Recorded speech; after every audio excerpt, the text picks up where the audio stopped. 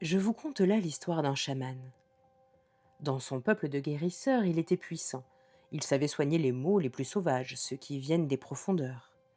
En fouillant les tréfonds des mondes, en reconstituant les âmes brisées, il se perdait et oubliait qu'il était aussi humain. Un jour, il perdit son pouvoir. Il ne pouvait plus visiter les mondes, y déposer son regard. Il n'entendait plus le chant de son cœur, le battement du tambour ou la vibration des âmes. Il ne ressentait plus l'énergie de l'ours ou du cerf pour le guider dans les limbes de la matière. Il décida de suivre le conseil de ses pairs, partir se reconnecter à la terre. Une nuit de pleine lune, il traversa cette nouvelle frontière, celle de la densité, celle de l'absence de lumière.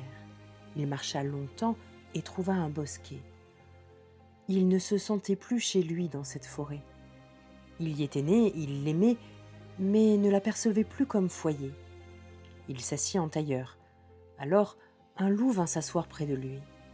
« Qu'attends-tu, chaman ?»« Une guérison. »« Quel est ton mal ?»« Je ne voyage plus dans les mondes. »« Est-ce là une maladie ? » ?»« J'ai perdu mon pouvoir de vision, de guérison. »« Est-ce là une maladie ? » Le chaman se tut.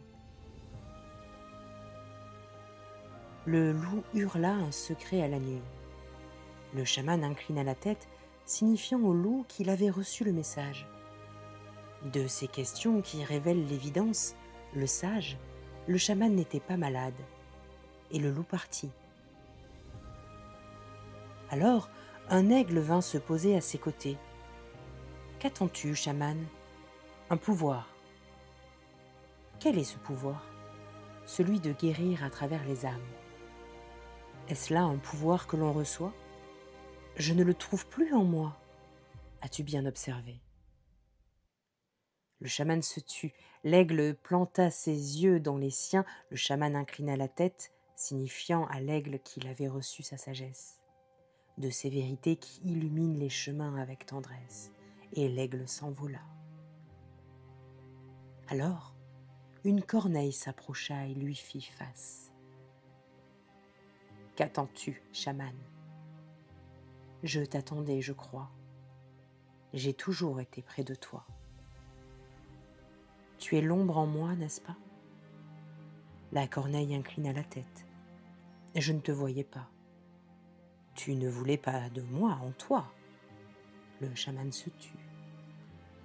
Il comprit le message de ce que l'on s'offre dans ces instants éclairés. Il inclina la tête avec humilité. « Je te demande pardon. Je t'accepte dans mon âme et je t'accueille dans mon cœur. » Et la corneille pardonna. C'est ainsi, dans un champ oublié, que le chaman retrouva son pouvoir. C'est ainsi que le plus grand des guérisseurs eut accès au plus grand des savoirs. S'aimer, soi.